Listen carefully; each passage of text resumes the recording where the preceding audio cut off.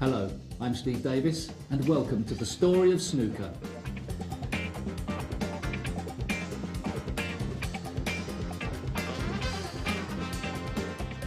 For years, snooker remained the poor relation of the much more popular game of billiards. But billiards died a slow death. Snooker, though, was saved by technology. It was colour television that transformed the game. Now the audience could actually see what the players were trying to do. And so began the second life of snooker. Very quickly, players were winning previously unheard of amounts of money and becoming household names. But we're getting ahead of ourselves. No history of the game can fail to mention its first legend, the man who set the standard for the rest of us to beat. And here to tell you about him is the voice of snooker, Clive Everton.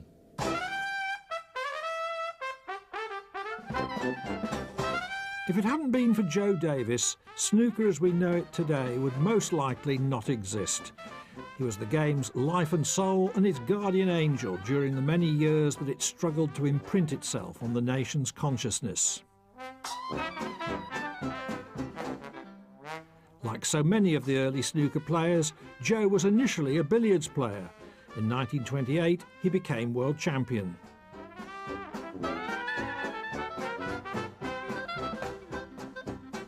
But it was the very excellence of players like Joe and the Australian Walter Lindrum that effectively finished billiards as a spectator sport.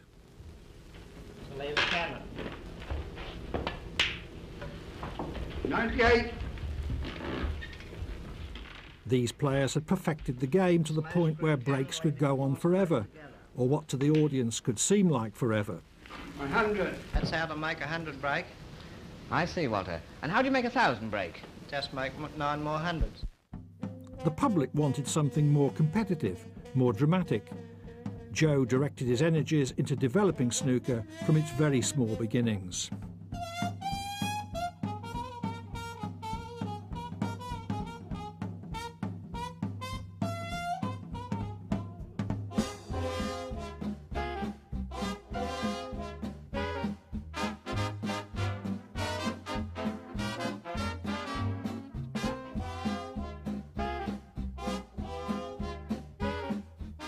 Joe Davis's skill and vision transformed snooker from a fairly crude potting contest into a tactically complex game in which break building and safety play became crucial to a player's success.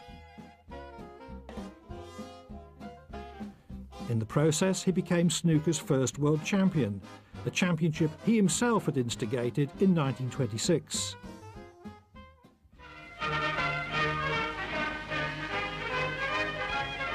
Joe Davis, 13 times holder of the World Professional Snooker title, is playing his younger brother and pupil, Fred, at Thurston's. The spectacle Fred puts up a spirited fight, but the champion is at the top of his form. He held the title unbeaten for 20 years, until he retired from World Championship play in 1946. The official line was that he was giving others a chance. The reality was that he wanted to retire undefeated, and his younger brother Fred was a distinct threat. Fred next month is due to register for the army, so that might keep him quiet for a while. Whose pretty grip always goes so well with the beautiful bridge. Joe's influence in the early development of the game extended well beyond the table. His word was law. Joe will now entertain you with a demonstration game of snooker. Watch it carefully and observe how he leaves the cue ball in position. He was chairman of the Professional Players Association and a co-leaseholder of Leicester Square Hall, the home of professional snooker for 20 years after the war.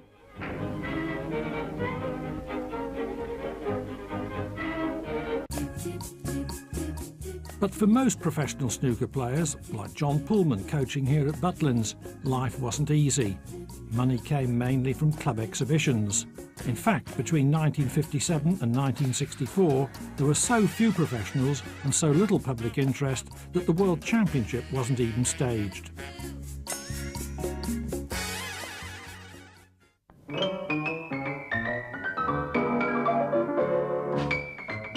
And so Pot Black came to pass.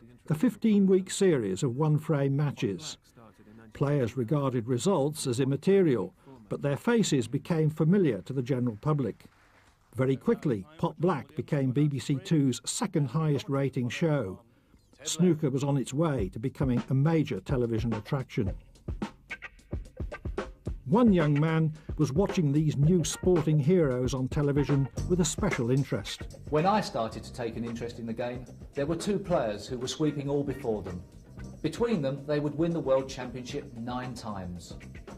One was a former police constable from Wales with more than a passing resemblance to Bela Lugosi, and the other revolutionised the game with his long potting and his dramatic use of the screw shot. Reardon was a crowd favourite for his repartee and his personality, as well as his skill.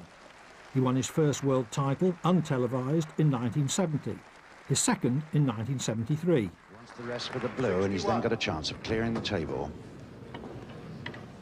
Now he's going for the green for his position on the yellow. 64. Perfect position.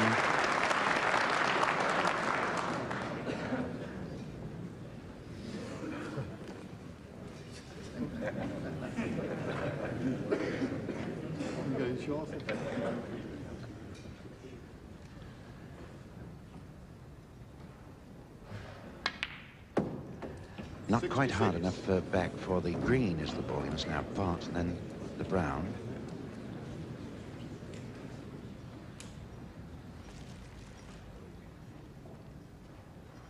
Joe Davis there, very intent as Reardon makes this lovely break.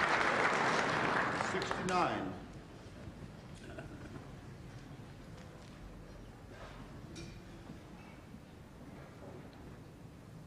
Brown is followed by the blue. 73.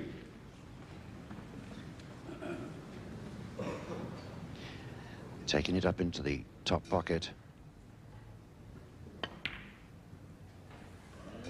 It's a lovely shot. He's left himself a double on the pink, which is not an easy one. It's an acute angle. A great shot. Great shot, great performance here by Reardon. Obviously increasing his lead to 3 frames.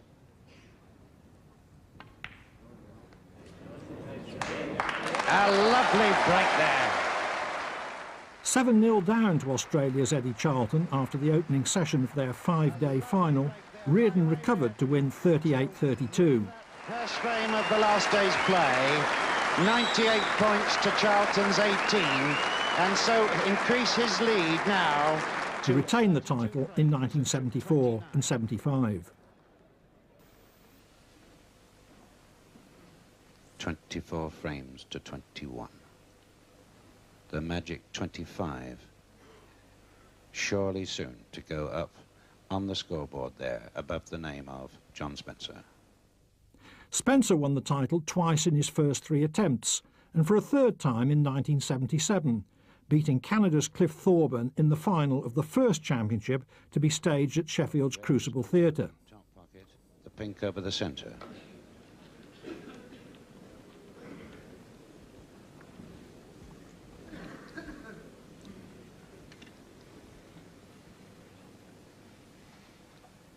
Remarkably, Spencer used a cue he'd had only for 2 months, much against the received wisdom that it took years to become accustomed to a new cue. 1. Now he's looking at the black. Secondly, the cue was a 2-piece, formerly seen as far less reliable than a 1-piece, and suitable only for pool.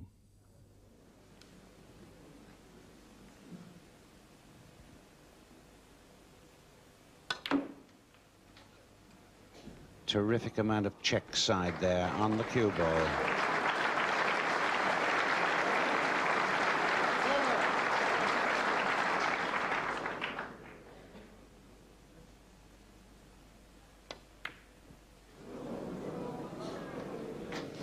Not an easy one by any matter of means. And Spencer quite content to put another. And in fact, Clive Thorburn the great sportsman he is, has conceded that our 46th frame. And it is after 46 frames out of the 49 of this World Snooker Championship final that John Spencer takes the world crown for the third time. John Spencer receiving from John Goodchap his cheque for £6,000, and now... As Spencer lifted the trophy, it was obvious that the championship had found a new spiritual home, its own Wimbledon. Its stage, its auditorium, produced an intense atmosphere all its own. It also had a sponsor, Embassy, who were to stay with it for 25 years as the champion's prize rose to £250,000. The game was truly on the up.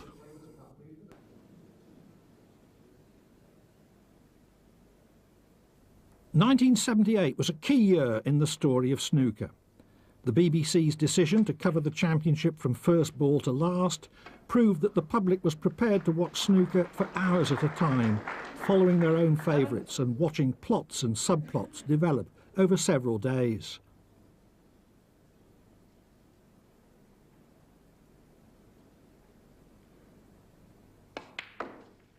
Ray Reardon became champion for the 6th time by beating the South African left-hander Perry Mons in the final, but the star of the show was Fred Davis, who reached the semi-finals at the age of 64. And the progress was checked right through the semi-final by the greatest of them all, his elder brother, Joe Davis.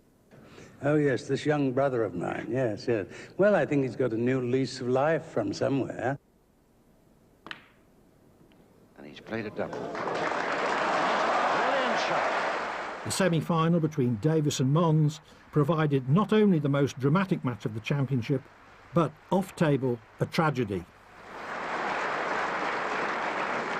Joe was taken ill during the mid-session interval of the final session. He'd been swinging this way and that in his seat, living every shot with his brother.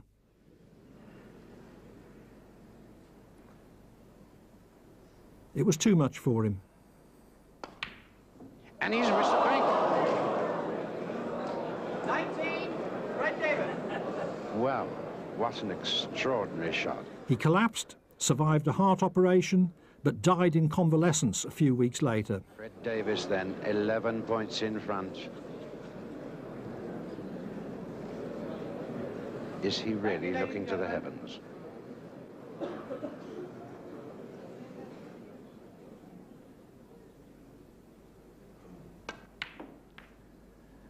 All on the black.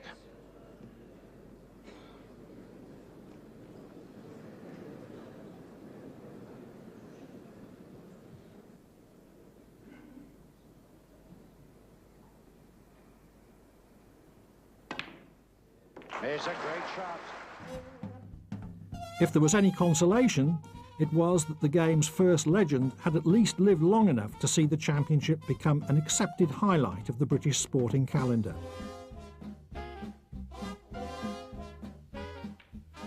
Snooker had taken off as a television sport. Sponsors wanted television exposure, more amateurs turned professional wanting their slice of the new money on offer. Terry Griffiths had worked in Llanelli as a blacksmith's assistant, a bus conductor, a postman and an insurance salesman. In his first year as a professional, he became world champion, beating Alex Higgins 13-12 in the quarter-finals and Eddie Charlton 19-17 in an epic semi-final which finished at 20-2 in the morning. Well, that brings Terry Griffiths 27 points in front with a mere 22 points left on the table, and Eddie surely must now feel that the sands of time have run out. A dejected Australian champion. Griffiths adding up the scores. He can't work it out. 27 points in front and 4 colours to go, totaling 22 points.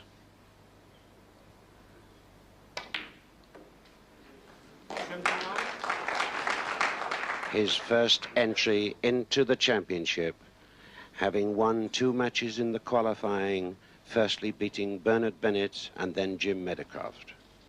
In the first round, He defeated South African champion Perry Mons. A battle on the 25th frame, taking Alex Higgins.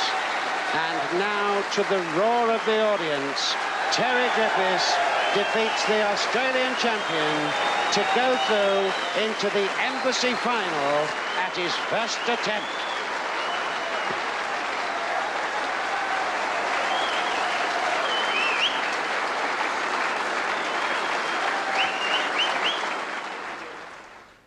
I'm in the final now, you know.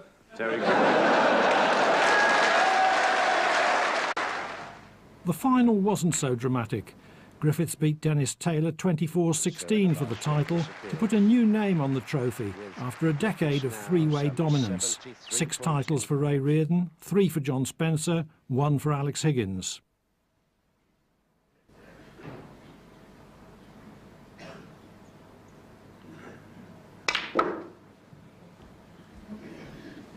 A deep screw with a lot of side, but it's not quite hard enough, and Griffiths snookers himself on the first of the 6 colours, the yellow. He's not bothered about that now. Quite happy in his mind that he is to pick up the world crown, the trophy, and the first prize of £10,000. The highest break of the championships goes to Canadian champion Phil Werbenhoek, who had a magnificent 142. And Dennis Taylor concedes.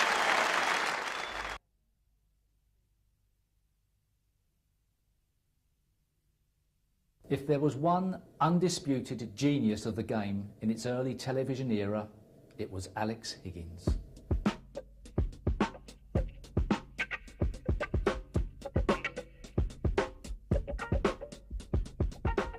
Even though he only won the World Championship twice, until the arrival of Ronnie O'Sullivan, he was perhaps the most naturally gifted player to ever pick up a cue.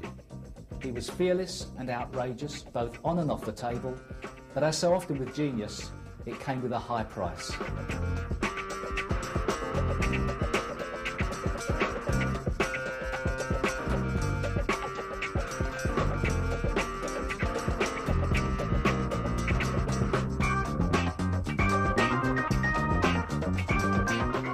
This Belfast boy learned his trade in a down-at-heel snooker club called the Jampot. It helped him acquire a sharp competitive edge to go with the quick, instinctive brilliance which led to him being called the Hurricane. The snooker world had known about him for 2 or 3 years when he first came to the notice of the general public by beating John Spencer, the defending champion, to win the world title at his first attempt in 1972. Sadly, not a ball of this was televised. He won a grand total of £480, minus his £100 entry fee. Well, actually at this moment I think I'm in a bit of a daze, although I think I'm just starting to come out of it, you know, and realise that I'm the world champion. He was snooker's first superstar of the modern era. He put it on the sports pages and at times onto the news pages, partly through his skill, speed and charisma, but also through his colourful off-table life. Emotional intensity and the threat of danger hung around him. This snooker player was news, and the press lapped up his exploits.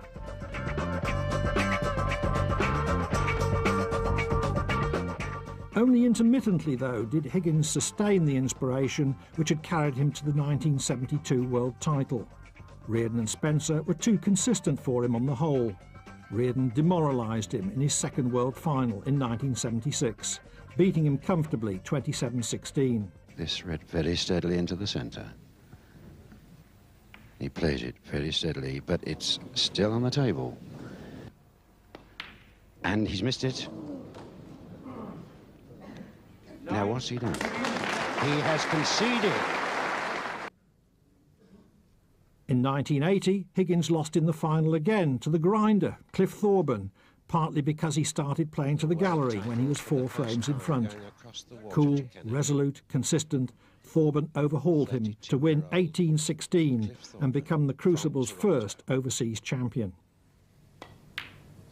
Defeated by John Spencer in 1977, has fought his battles through Doug Mountjoy, Jim White, David Taylor, and now finally the unpredictable Alex Hurricane Higgins to take the Embassy World Snooker Championship title 1980.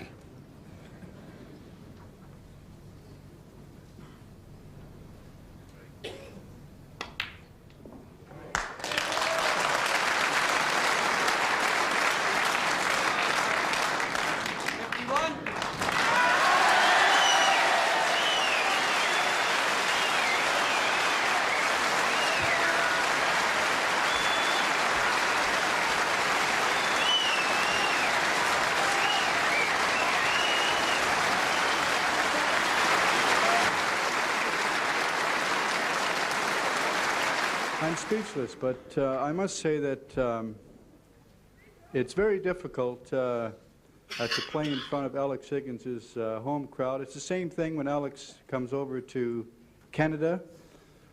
You're a fantastic audience, and I just hope that you stick with him because he's the biggest draw in the game of snooker today.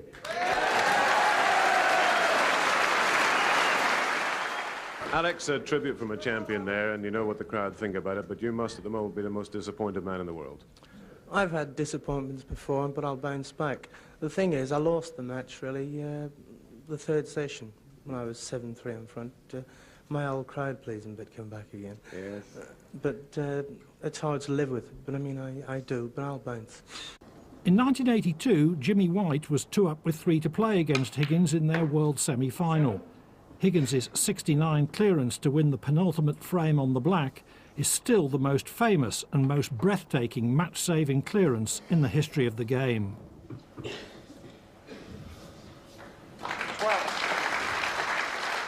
You get the feeling, Jack, this could be the winning break.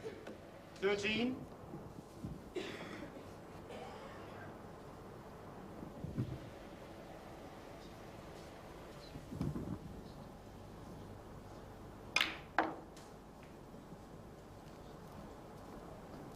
And that really is a delightful shot to get around the angles, getting on the right side of all the reds.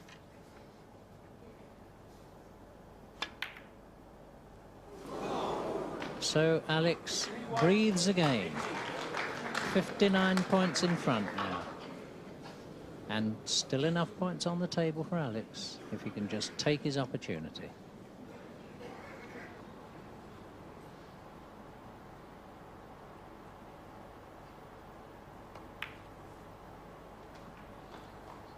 One.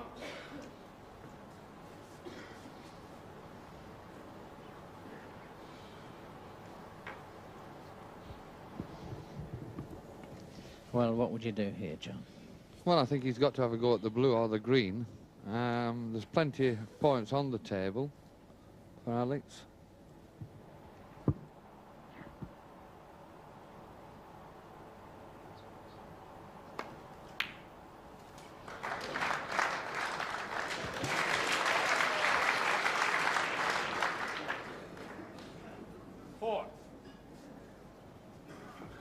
And with that shot has brought the only red that was relatively safe over the centre pocket.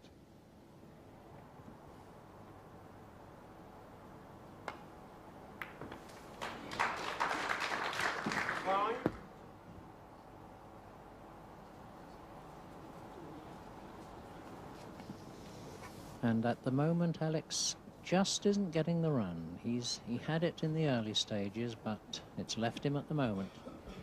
Well, he can pot this blackjack, and I think he's got to go for it. Into this right-hand corner pocket. This is the big shot of the frame.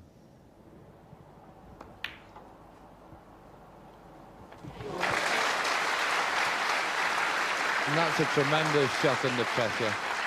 A lot of courage Alex has got. 12. And now another difficult red into the centre pocket.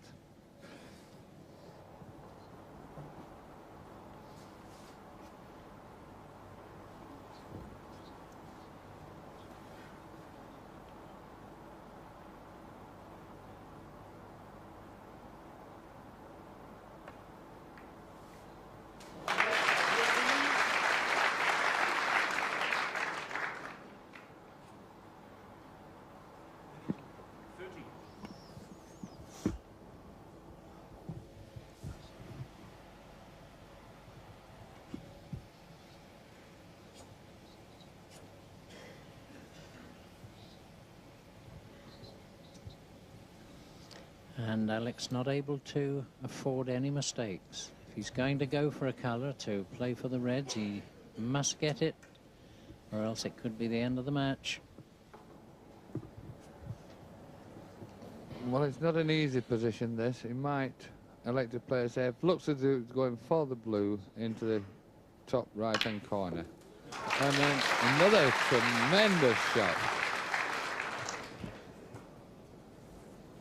18.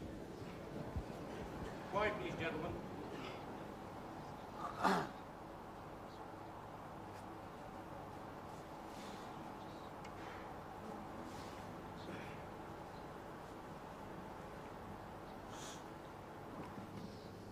Red into the corner pocket, right-hand bottom pocket.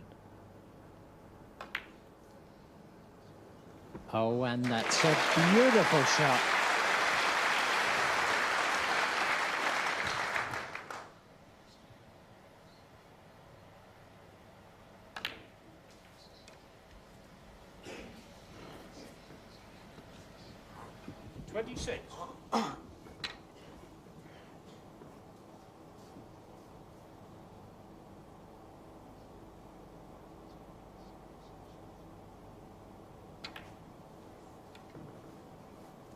Twenty-seven. 32 behind.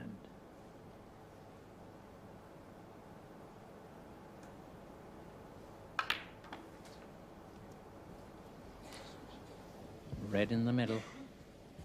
34. I'm feeling nervous for him, Jack. I think if he clears this, this would be the break of the tournament.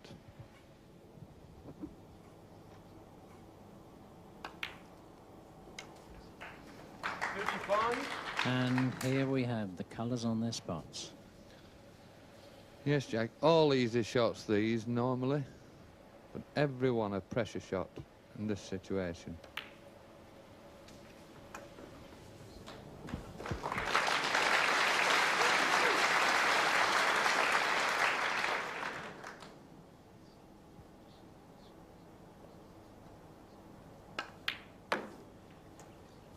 $14 behind.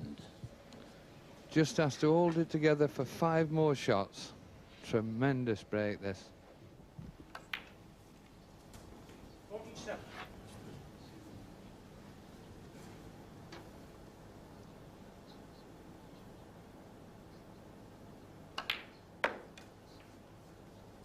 $51.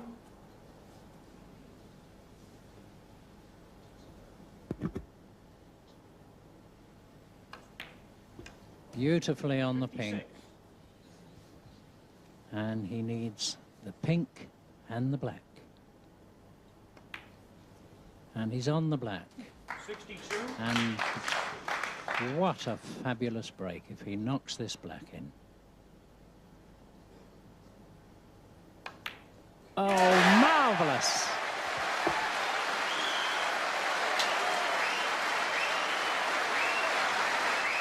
With white demoralised, Higgins took the decider to win 16-15.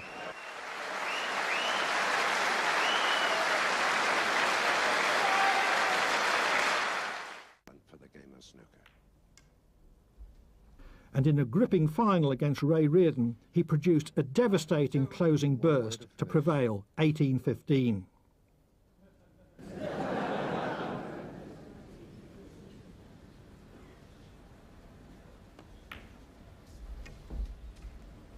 Three.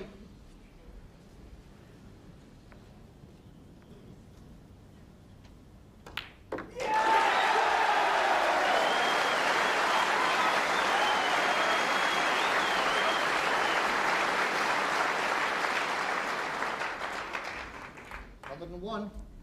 The 13th snooker century of the championship.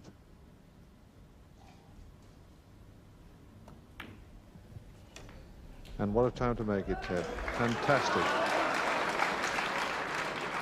108. Quiet, please. Thank you.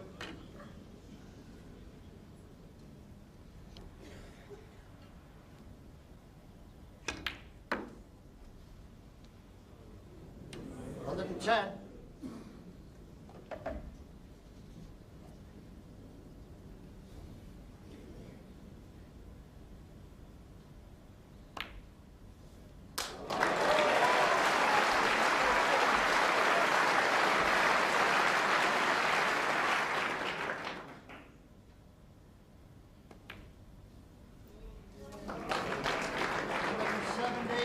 Just 3 balls to go now for a break of 135.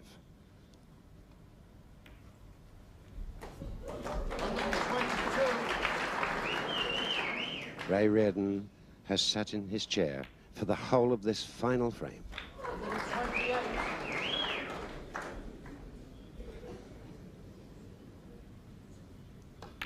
Fantastic.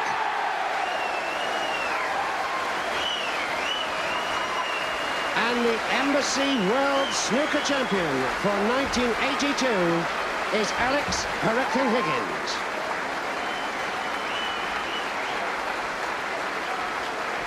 Completely exhausted is Higgins. Standing ovation throughout the 1,000 people here at the Crucible Theatre in Sheffield. Alex Hurricane Higgins, after 10 years, has regained the title of World Snooker Champion. Ladies and gentlemen.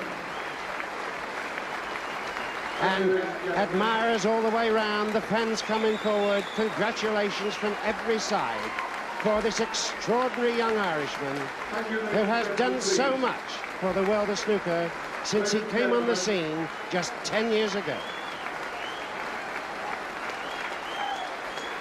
He sits in his seat, he stands up. He is completely exhausted, but he is the Embassy World Champion 1982. Ladies and gentlemen, please, we have the presentation now. Alex waiting now. He went straight to Ray Reardon, put his head on his shoulder, knowing that he had taken a crown that Ray had held on 6 occasions.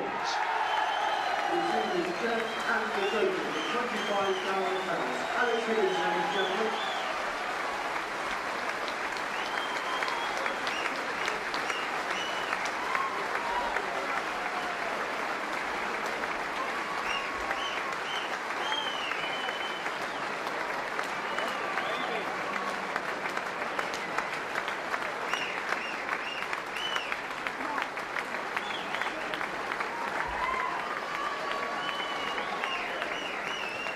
Ladies and gentlemen, the new world champion, Alex Higgins.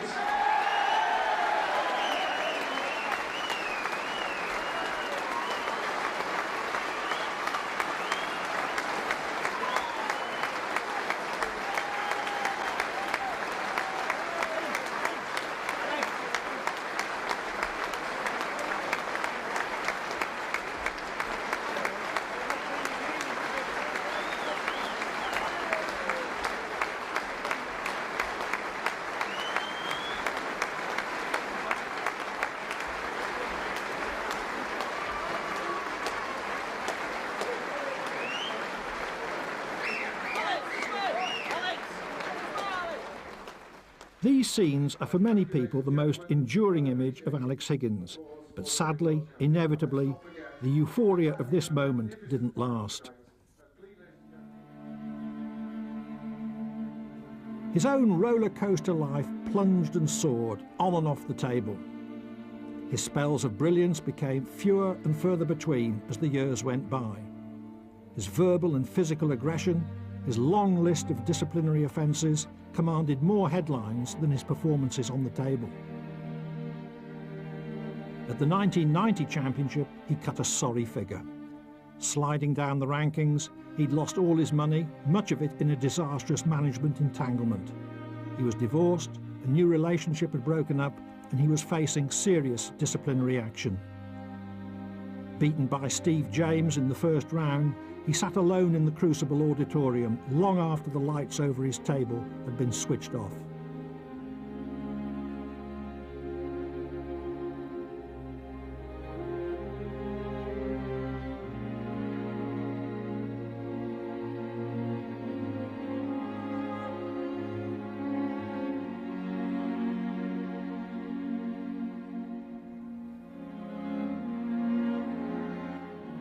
Moments later, he punched an official backstage and followed up with a rambling critique of how the game was run. You can shove your snooker up your jackson. I'm not playing no more.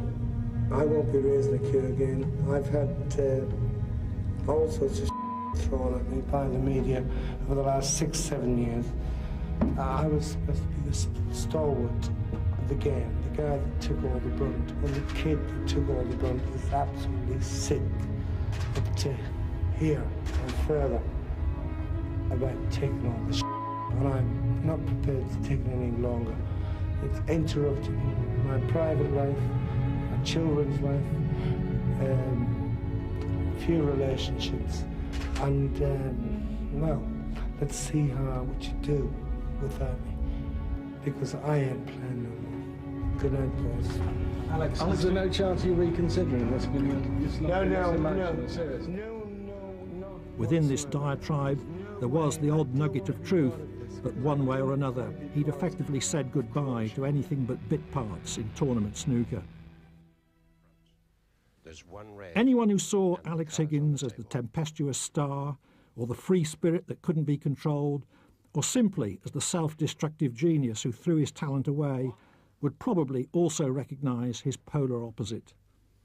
Steve Davis, with a relentless formula based on immaculate shot selection, heavy break building and outstanding safety play, would become a winning machine. The 1980s would belong to him. The first tournament I won was the Coral UK Championship in 1980. I'd been a professional for just over 2 years. Everybody was saying that I was tipped for the top, but until it happens, you never know. You never know if you're going to be a winner or not. There's absolutely no way you can prove to yourself until it happens. I think he's got the perfect angle. He annihilated the 1979 world champion Terry Griffiths 9-0 in the semi-finals to set up a meeting with Higgins in the final.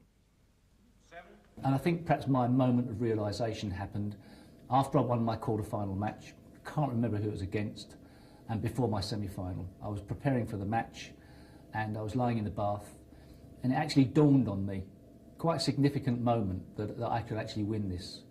Not just compete and do myself justice, as I'd done for the previous 2 years, but I could actually win it, and that there wasn't really anything to stop me from winning it.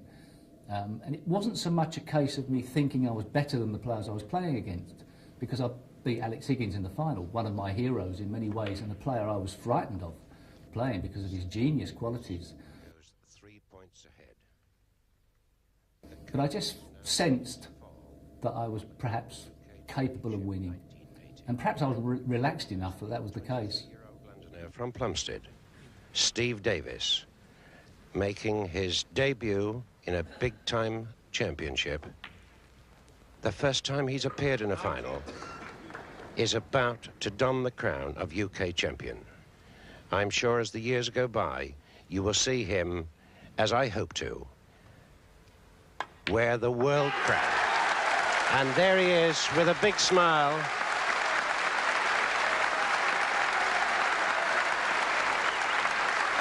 Congratulated by Alex Higgins.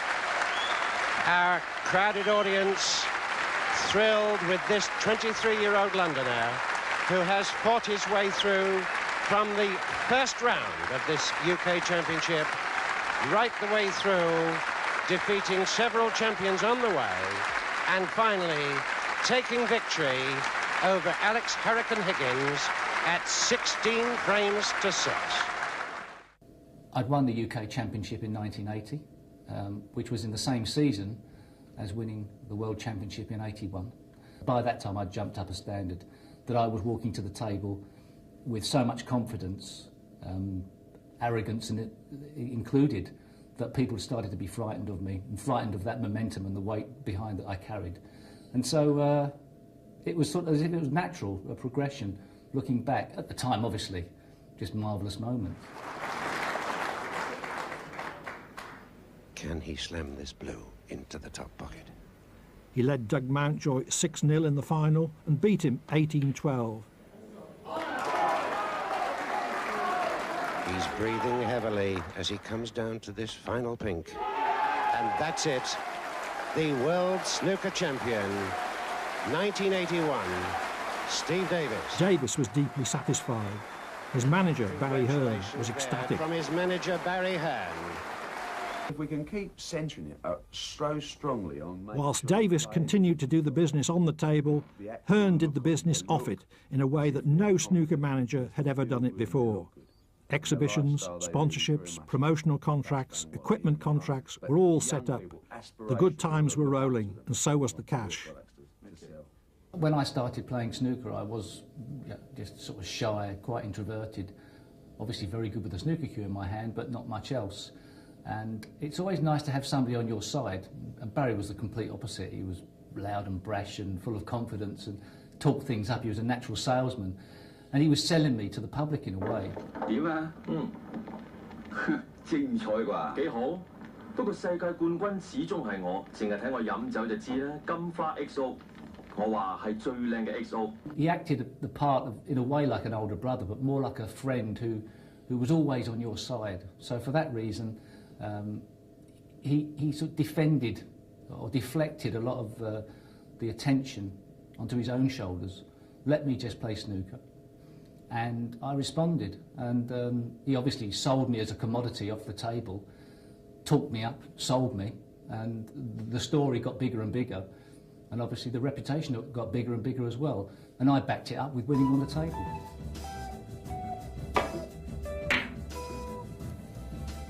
The holy grail for any snooker player is, of course, the World Championship title. But there is another route to glory, and that is making a maximum break, a 147. Those that have done it, especially on TV, have guaranteed in a single frame their legendary status. The first 147 with television cameras present was made by John Spencer in the Holston tournament at Slough in 1979. Unfortunately, the cameraman had been given a meal break, so Spencer's maximum, snooker's equivalent to the first 4-minute mile, wasn't recorded. All the more galling for Spencer then that he was in the non-striker's chair when Steve Davis made the first televised maximum in the Larder Classic in 1982. Making a 147 65. break is not something you can plan for, it just happens. And mine certainly was the case. I'd just been for a round-the-world trip with Barry Hearn. We'd visited Australia and then Las Vegas, pretending to spread the gospel of snooker and try and get snooker events out there. Actually, we had a holiday. Great fun, enjoyed it. Played a bit of snooker, a couple of exhibitions.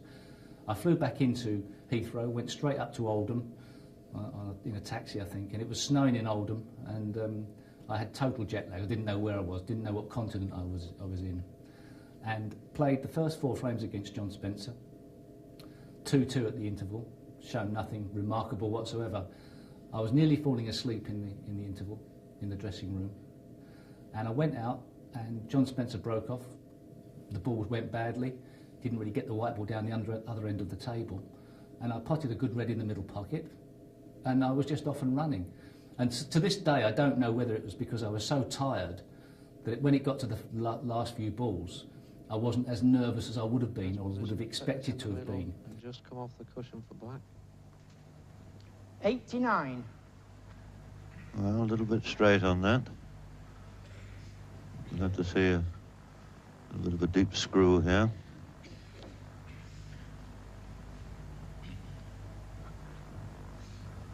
And this is a young man who's flown around the world in the last few days.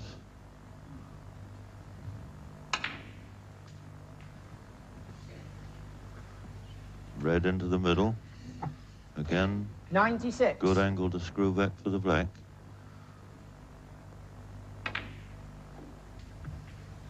$97. And once again, a little bit straight. Bit disappointed there. But only 2 more reds to go.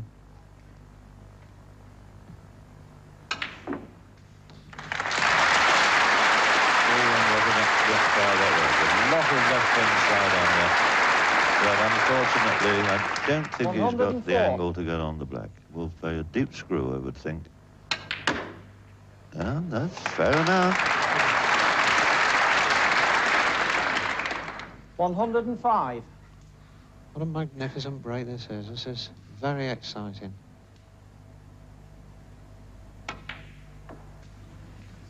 And there's a confident shot for you, leaving himself well down the table, but a nice straight 112. red. One of his favourite shots. Stun this in. What a marvel. This is it now. Pop this in. Beautiful shot. Beautiful shot. Perfect angle. And 113. the atmosphere is absolutely electric in there now.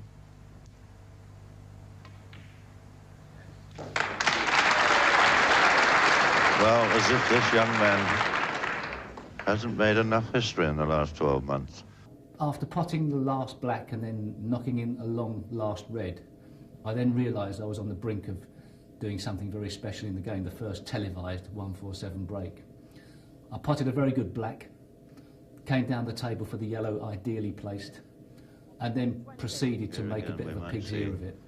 The first legitimate 147 break ever to be made on television. 122. All the colours on the spots. 125. Come on round. 129. Get that a bit further. But just about scrambled up to get the blue in the pocket.